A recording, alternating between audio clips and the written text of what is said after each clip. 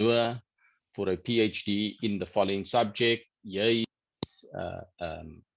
proposal. He used my 4-page letter as a proposal, and he said, consider him for a candidacy. And that happened over the weekend.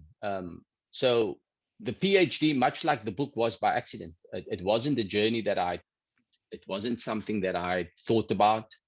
I had been encouraged over many years by lots of people to do a PhD. I often would say, give me one good reason why I should do a PhD. I've got my own business, served in many capacities in various institutions. I certainly didn't see myself as having enough time to do a PhD. Before I wiped my eyes out, I was registered for a PhD. He had assembled a research team who were absolutely magnificent. But he saw, and maybe I should start off by saying, in the early days of the struggle for a free and fair South Africa, he was very active in the activities of freeing South Africa through the student movements. Franklin's son was the rector at UWC and CPUT over several years, was a very good friend of his, and they both served in the structures of the ANC party at the time. He understood where my anxiety was coming from, being an ANC a member at the time, and he was very conscious about the need that the ANC needs to present its core values and its values of fighting for the people. So whilst we were tainted and are tainted as a party of disrepute, the ANC at its very core has always been about fighting for the freedom of the people of South Africa. And you still have very, very principled ANC members. They're not all bad people, as the world or some of the world would like to believe. There are some very good members of all political parties, I might add. So we ended up on this journey, registering for a PhD, and I thought, this is a doddle, it's going to be easy, until they sent my first research proposal back and said, what's this? I said, it's my proposal. They said, no, it's not. It had no references, very little literature review. It was just thoughts that I had put on paper. And they said, how do you back your argument? And suddenly I realized I'm into something which I know very little about. And then I quickly enrolled at UWC for a 2-day workshop on how to do research.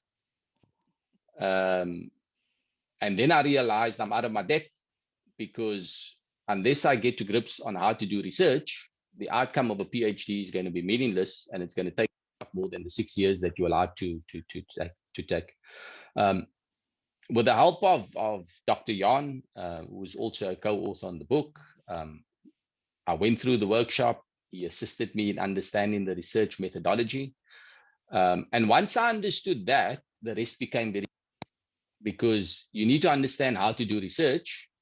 And if you know your subject matter well enough, you'll know how to go and find what other experts in the field have to say. So Richard, if I can just interrupt, if you don't mind, on the call, we've got quite a few people who do authoring. So it's a very interesting story that you have said, how you started your journey with the PhD quite unexpectedly, learning about research, etc. But what might be of interest, because I know there are quite a few other master's student, doctorate students who might want to turn research into a book, and maybe it'll be worthwhile for us to hear about that little process and challenge, about how you turned the research, which probably would have been very detailed, into something that's a little bit more accessible. Because I did look at your book, and it is very readable and very accessible in terms of understanding the concepts and the processes. And so tell us a bit about that part of how you got to do that. I thought the PhD was difficult until I got to converting that content into a book. It made the PhD look very easy, because you have to take an academic piece of work. There's a whole chapter on statistics in my PhD thesis, which is close on 500 pages, which you kind of have to remove. But you can't remove it in its entirety because you still need to link it back to the model that's been developed in the book in 7. But when you go to chapter 3 of the book, and I call that the meat. Chapter 3 is the essence. And a lot of people, my wife included, says, I don't have time to read the book. I say, don't read chapter 3. Because if you read chapter 3, you'll understand the rest of the chapters. Okay. So why didn't you make that chapter 1 where people would mostly start? Because many of you author many books would be able to tell me that. But as a novice author, I didn't understand that. If I had a choice now to do the book, I'd do it very differently. I must be quite honest. And the good news is I'm busy with book number 2. Okay. And it's going to be a textbook, because I've been asked by Nelson Mandela University to convert the book and the thesis and combine it to a textbook. Okay. And the textbook must include both the process of writing a PhD, the proposal, how you go through that, and then the concepts embedded in this book. So there is the second book, and we're already talking about the possibility of a third book, which would be related but unrelated. So I've learned a lot about writing, and a lot about how to structure books, and I certainly would start the process very differently had I started writing this book today. But chapter 3, in essence, kind of talks to the heart of what I'm trying to get across. We live in a society where Maslow's hierarchy of needs is still a far-fetched dream for so many people. And the pandemic has actually highlighted that in so many first world countries, and it's exacerbated the problems in the third world countries like Africa. What the book tries to bring about is focusing on the human being. All right. And it's strongly embedded in changing the way in which we think of how human beings can become change agents, and how a ordinary human being can become extraordinary in his own rights. So when I started my journey of research, and many people who's worked with me has seen the transformation that I've gone through in my journey as a leader, as a manager, from a very autocratic type rule to a very participatory type manager, where the form of discipline that I practice is one of changing behavior rather than one of changing people and personnel. In the last 15, maybe 20 years, I've clear of dismissing anybody or having a form of disciplinary which is punitive. It's always about how do we change the behavior. So the writing of this book for me, and getting it into the essence of what I captured in chapter 3 was quite difficult. It was supposed to be a 3-month journey, and then it was a 6-month journey. I think it eventually took 8 months to get the book into the shape that we were happy with.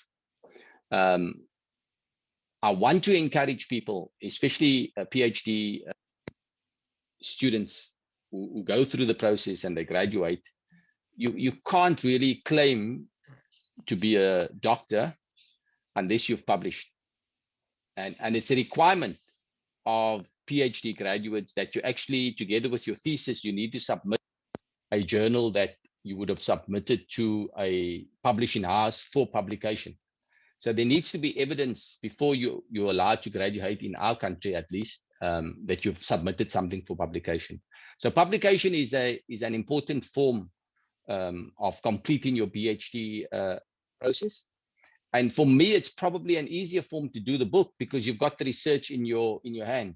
It's about massaging the research into a way that anybody can read it, and it's really extracting the real pure academic stuff, the statistic. It's very statistically driven in terms of its outcome. Take that out and put it in a form that's readable.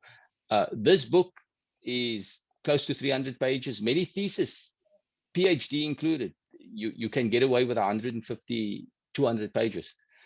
My thesis was close to 100 pages, so I had a lot of research to just extract and pull in the relevant topics that I felt resonated, not just with the manufacturing industry, not just with South Africa, because I can tell you, I've engaged with people throughout the world.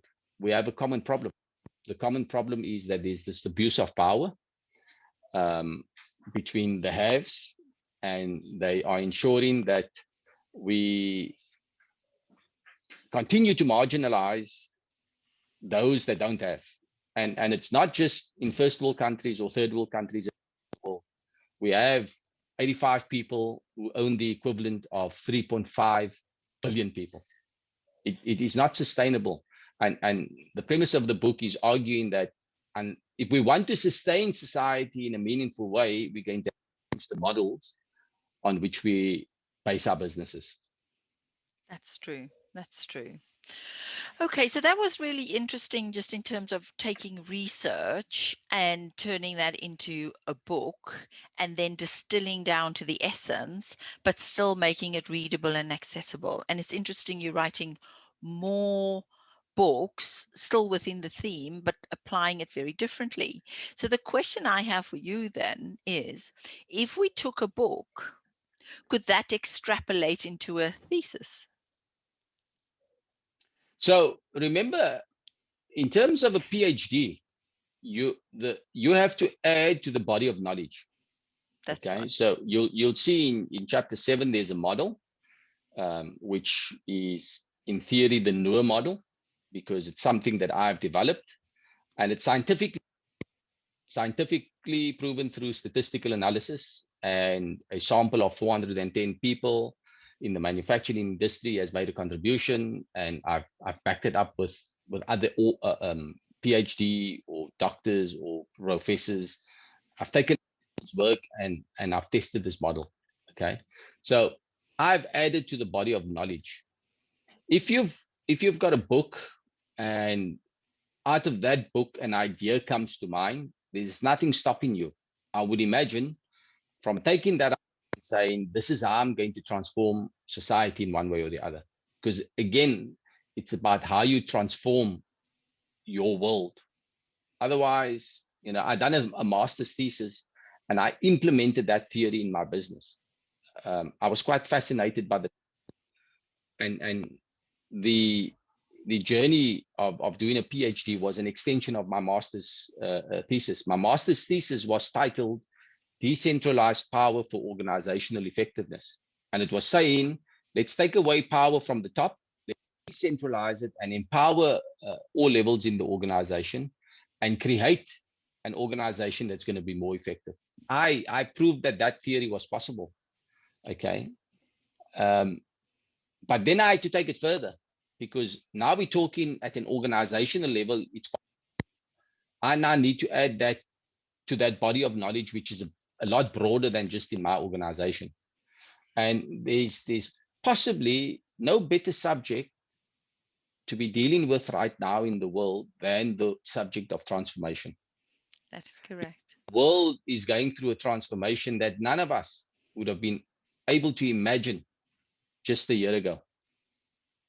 A year ago, yeah, the world embarked on a transformation process that has shifted business, education, churches. I mean, I was saying to somebody, it's fascinating how churches have been able to adapt. In my days of growing up, you had to go to church. Okay. But now you don't have to go to church. The churches come to you. and it's a transformation process that we've all had to embark on because we were forced into it. And my journey is, let us not be forced into decentralizing that power throne that still is so embedded in society and destroying livelihoods of many, many people. Okay, very interesting to how to convert research into a book or something more saleable. What I think would be quite interesting is listening to how you became such a person of powerful of influence in your industry, and what is your personal transformation. Okay, so let me start off by saying Beverly, if she remembers me, would tell you that I was a nerd, number one. She would tell you that I wasn't the brightest kid in the class, number two. She probably would tell you I was more interested in sport than in academics. And we two schools that were very much into sport, and I was more interested in sport. So I was never going to end up on this journey of academia.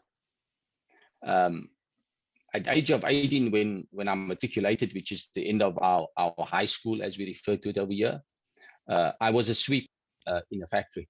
That was my first job. For the first 6 months of my working career, I swept the factory floor because my dad would have none of it, me sitting at home.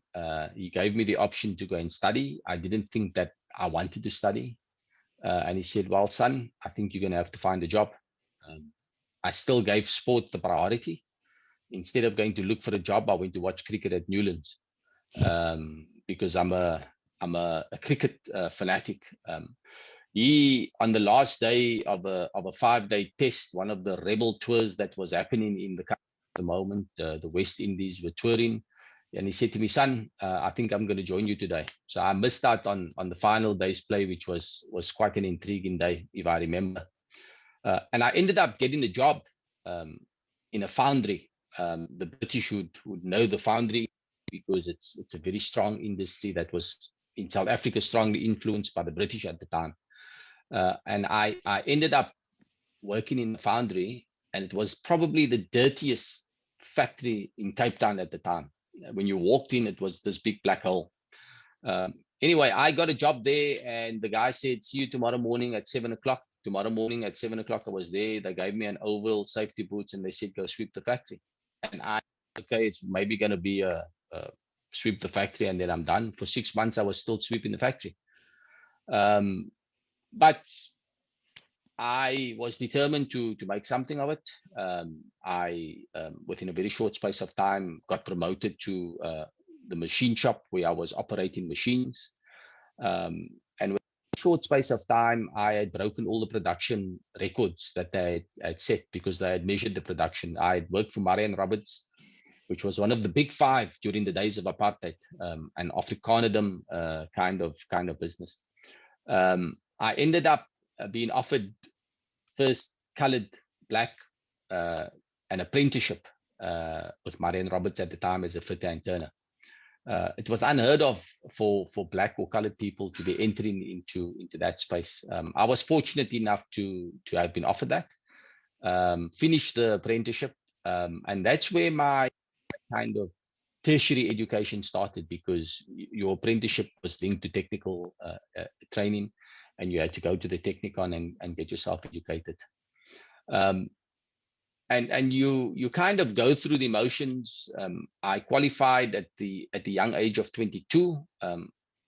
We had a fatal accident that happened in the company at the time. Massive explosion, killed one of the senior managers in the business, and I got myself elevated into a management position at the age of 22. I was qualified for 6 months. So my world took a turn from being a sweeper to being a manager within the space of 4 years, and the very people who trained me as a journeyman ended up reporting to me. And this was all by chance. I mean, it was, there was an accident that happened. There was all senior management was in hospital, and new kid on the block starts taking control. And people recognized back then that there's possibly something that I could bring to the party. To cut a long story short, I finished my studies from an engineering perspective.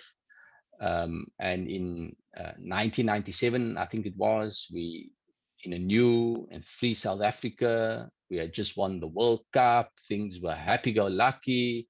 And I got asked to go and study at the University of Cape Town, because the doors of learning have opened and people of color were accepted. And it was a lot easier to get into UCT than when you went to UCT, Bev, because you would have struggled to get in there in the days of I still have a document that gives me permission. We had to apply, remember, and it gives me permission to attend that university. Yeah, it's crazy. So it was a difficult time, and maybe at the time we didn't understand how difficult, but as we grow older, we understand the dynamics of how South Africa was structured back then.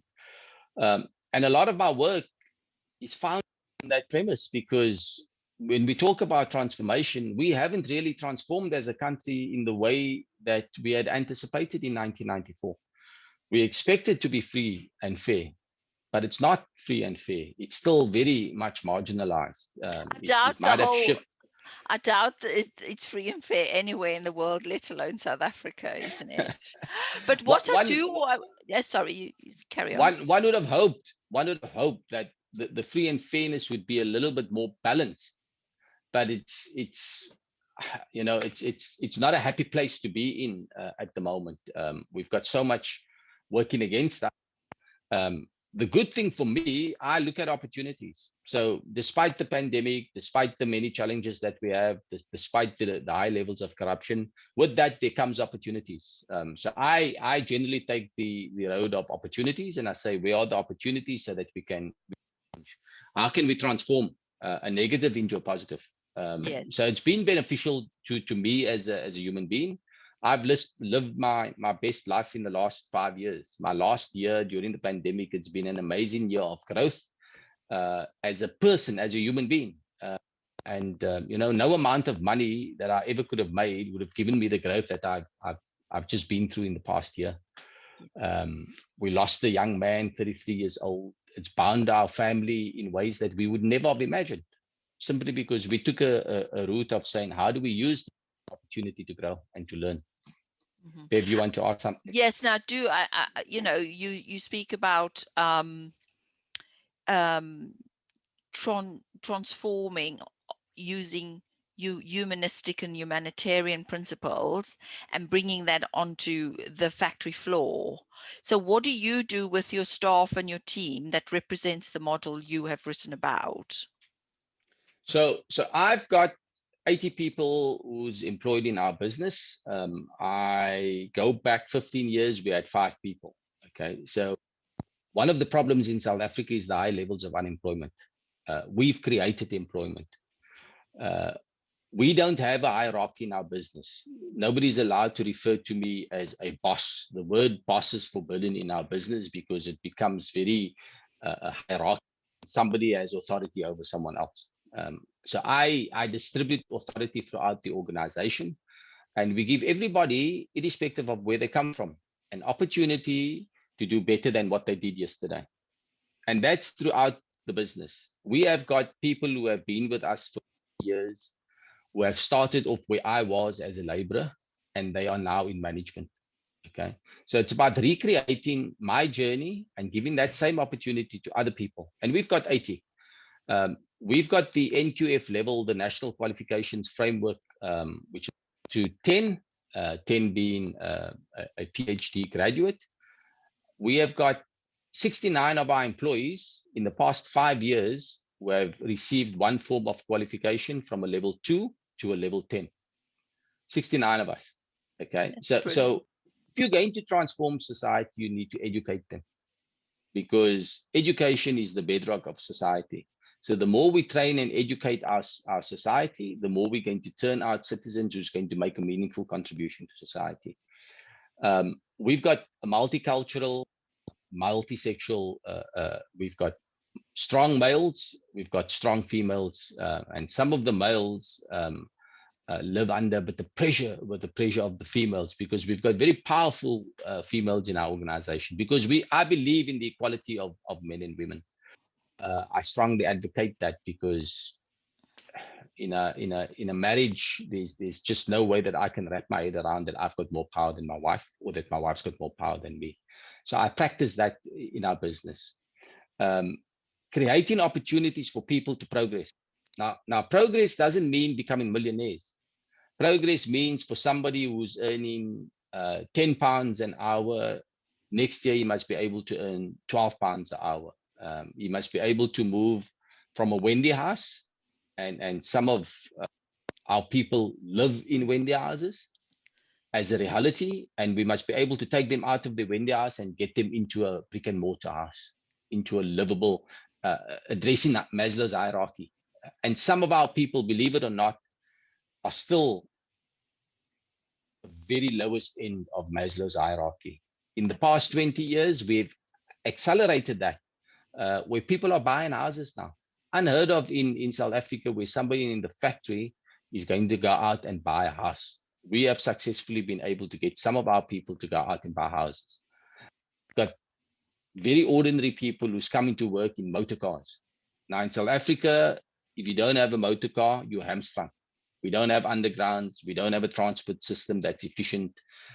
Most people will have to get up at 4 o'clock to be at work at 7 o'clock if you don't have a motor vehicle. So if you're able to own a motor vehicle in South Africa and you're working in a factory, you've achieved something. If you're able to educate your children through a good education at school, then you've achieved something. And this is our levels in terms of how we measure the success of our employees.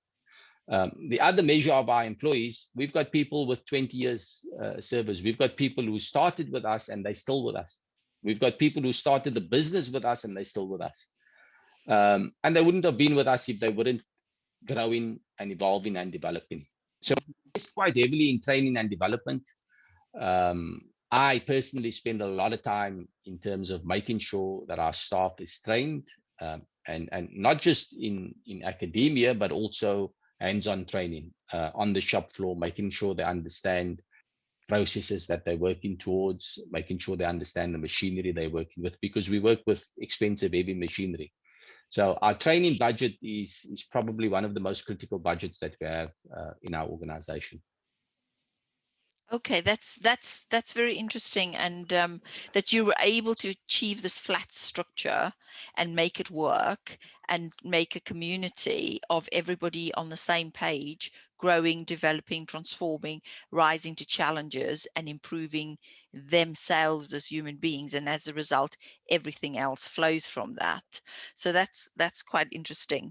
So I just wanted to ask why this book is so important. I know you've kind of said this is a very important book. So why is it so important? So when one looks at how our country has been marginalized through corruption, okay, and when I look at it, it agitates me. And I know it agitates a lot of other South Africans, and it agitates people around the world. Our expats who's living all over the world get agitated when they see the demise of a country that has got so much potential. We've got natural resources, we've got hardworking people. And when I penned that open letter to the then president, it was out of pure frustration. And when you look at society, and I look at how I have been raised, and I look at how I've been treated as a human being, ultimately, every single one of us wants to be treated with respect, with dignity, want to be treated as equal. Okay, we don't want somebody to talk down to us. The reality is the world is structured in such a way that there are forms of authority Some very, if we look at a model like New Zealand, who incidentally has a lady that's running the country. And then we can look at a first world country, a nation who claims to be the leading democracy in the world, has demonstrated everything but democracy in the last 4 years. And that's well documented. You don't have to be a rocket scientist to see how America has imploded within itself purely because of the abuse of power. And remember, it is supposed to be the shining light of a democratic state, self-proclaimed, might I add. We cannot continue running the world in a manner where democracy, as per the dictionary, government for the people, by the people, is manipulated by a few. And that's the problem that we have in society. Government for the people, by the people is totally misunderstood. I cannot see any country who can claim to have a true democracy with benefits of the success of that country are filtered back into the grassroots. And the book, Radical Transformation, is saying to business, it's no use you criticizing your leaders in government if you at the business level are doing exactly.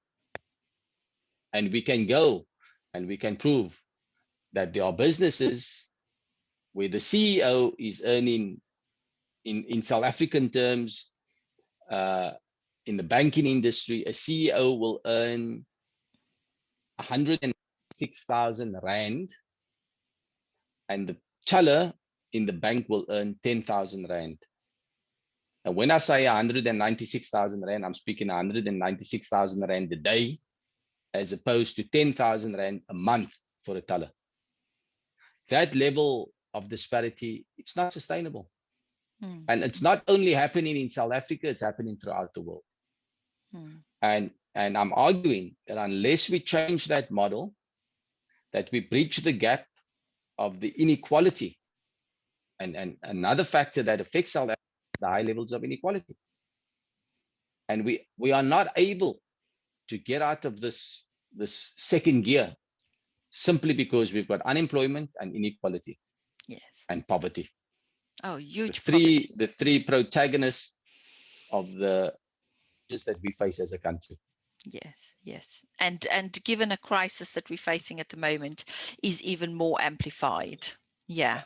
I get it. And I want to, sorry, Bev, I want to qualify that, because when you go and watch CNN, you'll see the long queues of queuing at food parcels. Okay. Yes. So whilst I demonstrate this in the South African context, I guarantee you that in many parts of the world, we're having the same issues. Oh, almost definitely. We're having the same problems of poverty, of inequality. Yes, but so as I said, this pandemic and the crisis, or any crisis in the world or country, will amplify and focus on, or just put a spotlight on, the pain that is caused by the inequality, and it's just exacerbated on so many levels.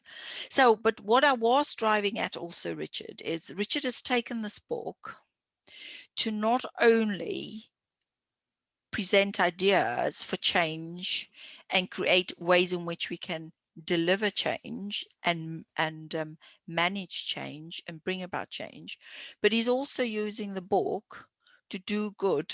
So every time Richard sells his book, and I'm saying this because he's meaning what he says, he's delivering what he purports to do or need to do through the book. So every penny of this book, none of the profits go to the authors. Am I correct? You're absolutely correct. Every single cent, including the cost of publication, including the cost of printing, all of that cost is in a fund at the moment. It's grown quite nicely since we launched the book.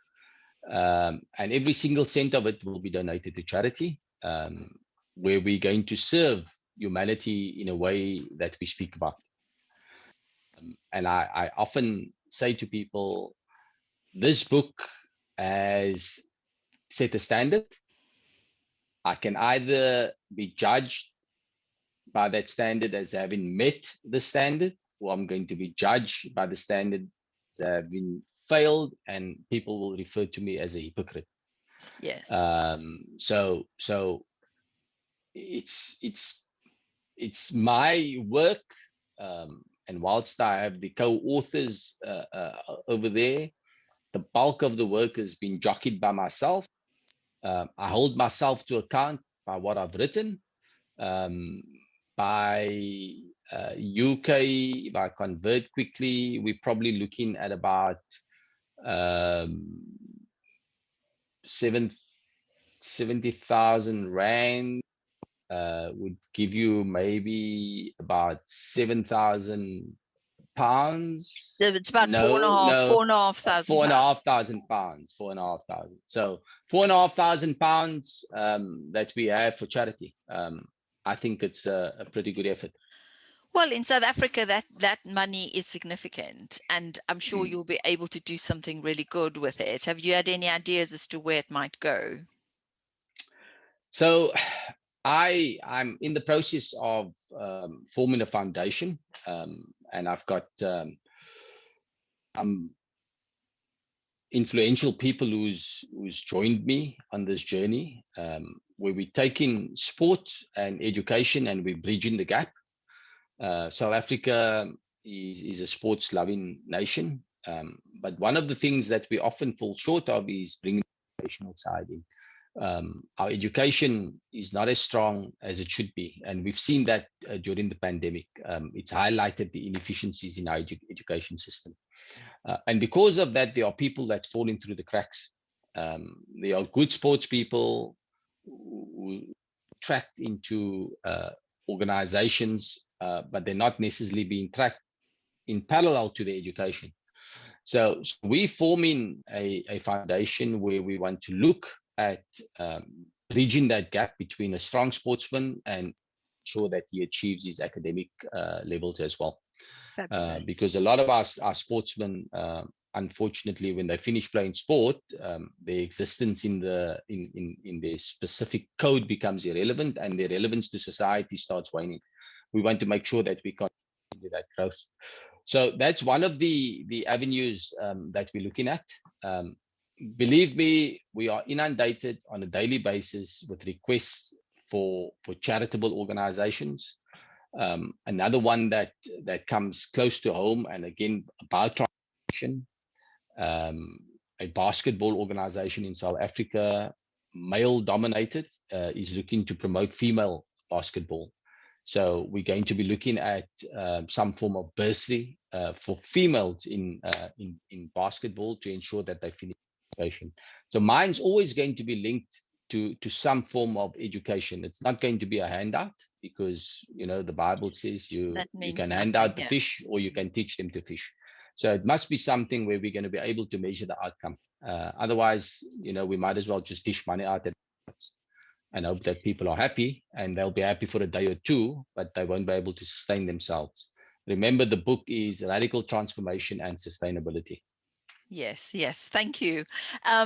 We kind of running out of time a little bit. There's so much to talk about, but I mean, I'm really heartened by the fact that you are walking the talk, and you hold yourself accountable to that, and your integrity to deliver that. So I'm going to now thank you so much, Richard. That was really insightful, very intense. Thank you, Bev. Very Thank you for having me. And but coming from South Africa, it couldn't be anything else but intense. It's such an environment fraught with conflict. Born out of conflict comes great growth and change, and I think you've kind of mentioned and told us how to harness it through a book like this. And so I think there was a question from somebody who has had to leave a little early, and he said, I think it was an early question, is what were your doubts after you embarked on the PhD journey? To somebody, very good friend of mine, was just handed in a proposal, and she was telling me how difficult it was. Your proposal has to be spot on, and I doubted my ability to get a proposal that was going to be acceptable. And when you come from doing a master's 20 years earlier, and the levels of research was very basic, to doing a PhD where the levels of research is now about adding new knowledge, the divide is very different. And in my head, it's just another master's thesis. I've done this thesis before. It's a walk in the park. But when you get to the nuts and the bolts of a PhD, you realize that it's a lot harder than what meets the eye. And it's my own ability at the beginning. But it was an amazing journey of discovery. First of all, discovering who I am, discovering my love for research, being able to find ways of bringing other people's views that has been researched into a way that is easily understood for others. So that self-doubt in the beginning will probably always be there, because as I said to my friend, it's a PhD. It's never going to be easy. If it was easy, there'd be so many people doing PhDs. And it's almost the pinnacle of an academic achievement in terms of being able to say that I've completed a PhD. The doubt's going to be there, but once you've conquered that initial 3-6 months, it becomes a lot easier. And my family they were absolutely fascinated that I enjoyed the journey as much as after that first 6 months. There were many times where I questioned, why am I doing this? What am I going to achieve? What is the purpose? But as you go and as you achieve your milestones, and as your first draft gets accepted and your chapter 1's been, and you start getting more and more confident about it. And now the purpose has become a lot clearer to me. If you go to chapter 6, I speak about the pandemic and the impact on the manufacturing industry throughout the ages. The Spanish flu had a significant on the manufacturing industry back then. And if we look at the contribution of manufacturing to all GDPs across the world, it has shrunk significantly. And if we're going to stimulate our economies, we're going to have to tap into our manufacturing industry. This book is throughout the world. I'm hoping that people are going to pick it up. I'm hoping that people are going to look at it. Faith over fear is another one of my kind of mottos when I contracted the COVID virus at the very beginning. And I pretty much use that as a philosophy through my life. You have to believe in what your capabilities are. You doubt yourself sometimes. You got to pick yourself up, dust yourself off, and move forward. Yeah. So what 3 tips would you say, because time's quite tight, what 3 tips would you give people who want to turn research into a book or embark on that sort of journey? When you start your research, and if you're in the process now, work towards in your mind that you're going to do a book. Once you've the idea of actually doing a book, it becomes very easy. It's a lot easier, I would imagine. And I take my hat off to all of you who have written books from scratch. I think my journey would have been slightly easier because a lot of the research has been done, and I could take that research and I calculate it in a way that ended up in this product over here. So one, when you start your research, have the end in mind. If the end in mind is a PhD thesis handed into your university, and that's the end of your journey, good and well. But if you are thinking about doing a book, make sure that your research is done in such a way that the information you garner is able to be translated into a book, number one. Don't be scared of writing a book. And again, you people books would know it's a very fearful thing for the first time round. I'm excited about book number 2 and 3 because it's about taking time, articulating what it is that you want to say, and putting it down. This machine that I'm sitting with, I can talk to it and it's going to type. When many of you wrote your first book, you had to probably write it out and get somebody to type it out for you. Okay, so the technology that we have accessible to us right now, it's so much easier to do research, number one, and to number two, to get things down on paper in soft and hard copy. So start with the end in mind. I think it's very important. Where is it that this journey is going to take you? And believe that your journey is not going to end, because once you've done your PhD, you've done your book, there's going to be offers of other things that's going to come your way. So be prepared for your life to change. Understand that when you start a PhD, your life will change, and it will change in ways that you cannot imagine at the start of your journey. So be prepared. I think the mental preparation of anything that we do needs to be strong. You have to mentally prepare yourself for that journey. Yeah, that's quite powerful, you know, those 3 points, and really helpful for people who do write books, but also people who, you know, there are quite a few of the people we know, they write technical books, and they write deeply analytical books, you know, and with a lot of research behind it, but starting from the premise that they're going to do a book rather than they're going to do a thesis, something that's more academic and probably a little bit drier, you know, with stats and so on. Anyway, but that's really, really, really helpful. I'm going to throw the questions open to the floor. If anybody wanted to ask anything, we've got a few minutes left to ask Richard some questions, as everybody else will agree with me. Very powerful thinking, very powerful background, and what Richard's created is just unbelievable, and he's able to translate that into action and deliver results in a very different way. So, question time. I know Rachel's asking a question. Hi, Richard. What I would like to know is what is it you're going to do next? Or are you going to do another book? Or is this the book that you've done? That's it? So I'm not sure how it works in the UK. In South Africa, our government subsidizes research. And I didn't know this until the book was written. This book, the Nelson Mandela University has been accredited with a subsidy. They've made application. If successful, it will net the university close on R1 million. R1 million for any university is a significant amount of money. That's about 45 to 50,000 pounds in this country. Yeah.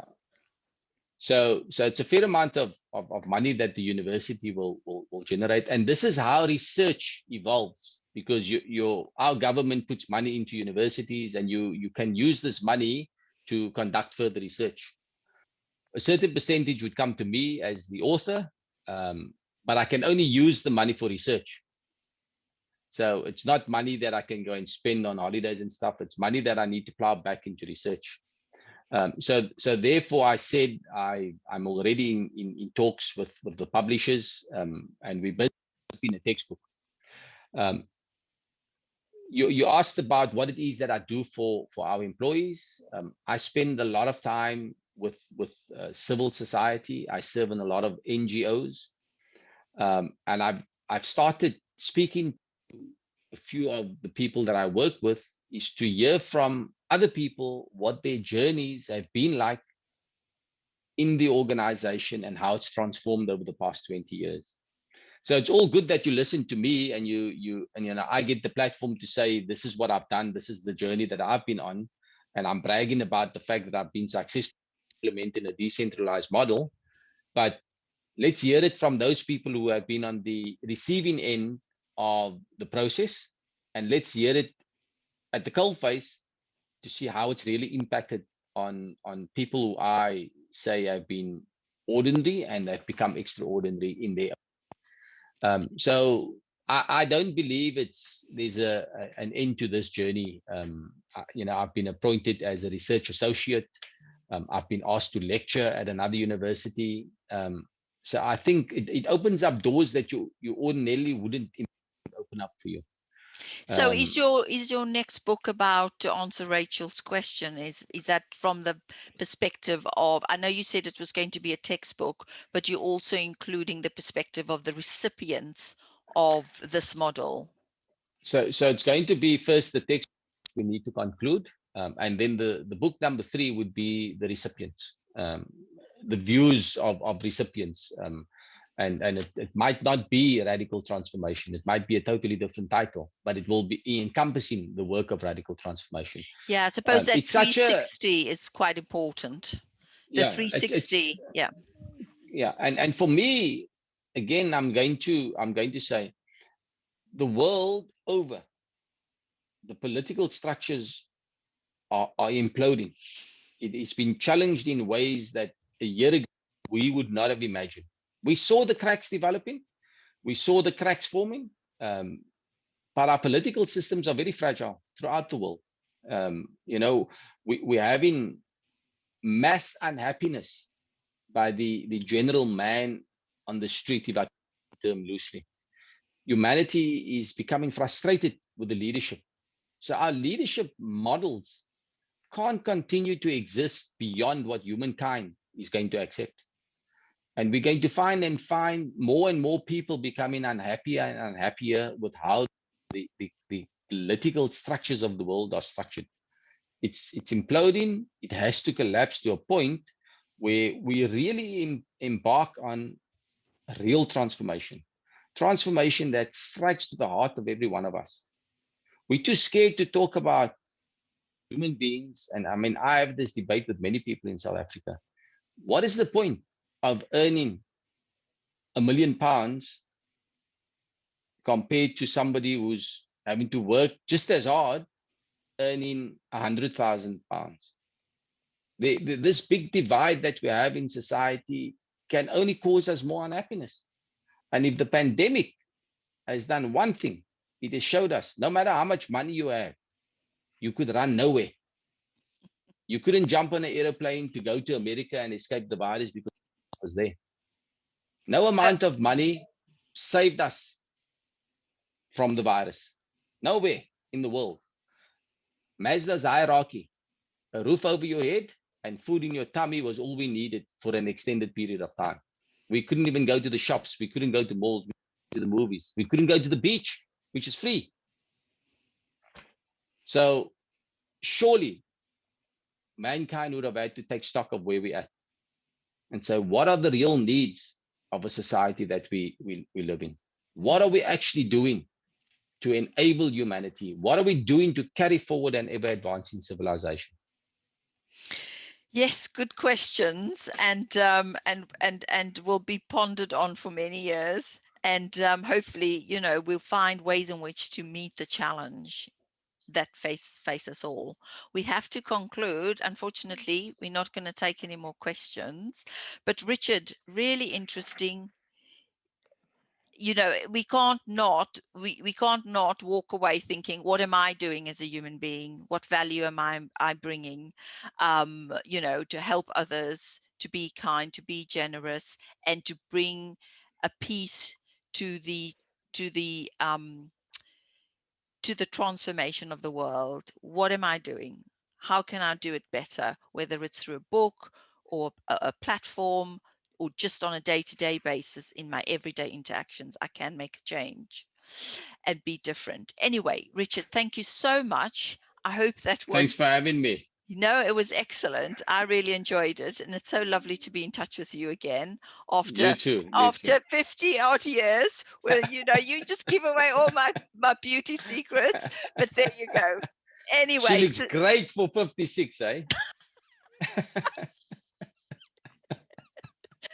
Anyway, you have a lovely evening, and I wish everything of the best for your family in South Africa. As I said to you, there were 8 people in my family who had COVID. Someone ventilators, they're now recovered, but you yourself had COVID, and I think it's going to be a challenging time in South Africa, but I think like everywhere else, we'll find a way through. Absolutely. We've got...